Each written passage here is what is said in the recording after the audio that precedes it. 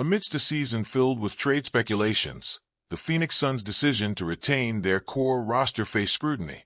However, their recent playoff performance suggests that avoiding a blockbuster trade for a superstar might have been a strategic masterstroke.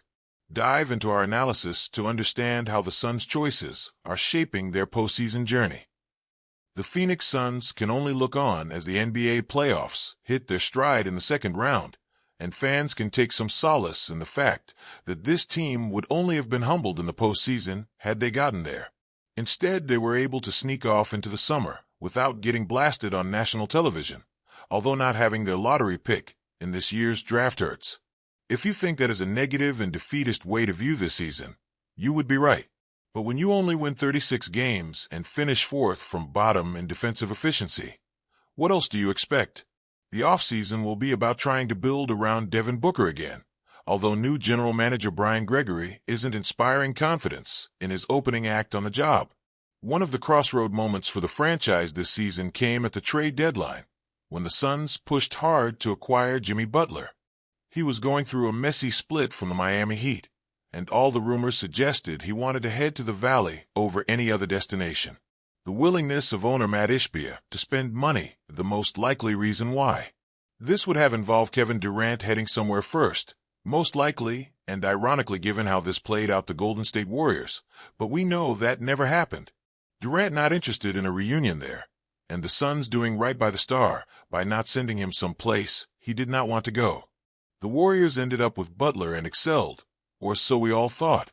That isn't looking like the case anymore with Stephen Curry out with a hamstring injury, and Butler failing to make the tough shots necessary in his absence in their second-round series versus the Minnesota Timberwolves. To put it bluntly, the playoff Jimmy experience the Warriors were looking forward to has failed to really show up to this point. It is also fair to point out that Butler going to San Francisco did save the Warriors' season, and he rightly deserves credit for that. But if the Suns had moved Durant out for Butler, it is pretty obvious his presence alone wasn't going to propel them to the NBA Finals. As it is, he's part of a more balanced roster with the Warriors, and that is still not the case. We can't even say the Suns would have gotten lots of stuff back for Durant, and then added Butler on top of that, because they are in the second apron. It would have been essentially Durant for Butler, and when that didn't equal a championship or close to it, some of the same questions they're facing into right now would have reared their ugly heads. The key difference being, the Suns wouldn't have had Durant to try and trade themselves out of this mess. As we've already broken down, these playoffs have exposed just how badly most teams need a closer to win tight and slow games. At 36 years old, Durant is that guy, whereas Butler is unable to take over and close a game down the stretch in the same way. He certainly changes the character of a group for the better, and you could argue Durant can have the opposite impact. But right now, that's feeling more like a regular season problem that is solved. It is almost ironic that Durant's trade value is going up while he sits on the sidelines, while Butler's may be trending downwards after a pedestrian enough postseason to this point. The big domino here remains Giannis Antetokounmpo, and what would happen if he is traded this summer?